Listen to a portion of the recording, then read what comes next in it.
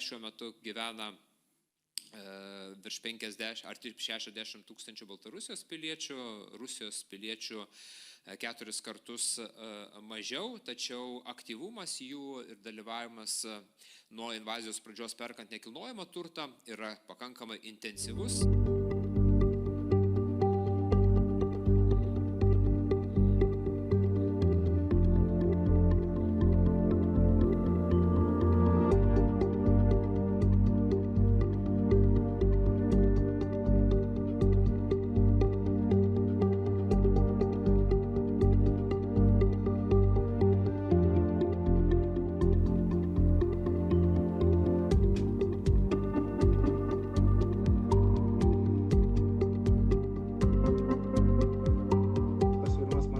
Per radikalus ir jis padarys daugiau žalos, tiek įvairiais lygiais, tiek Lietuvos ekonomikai, tiek tų žmonių gyvenimui.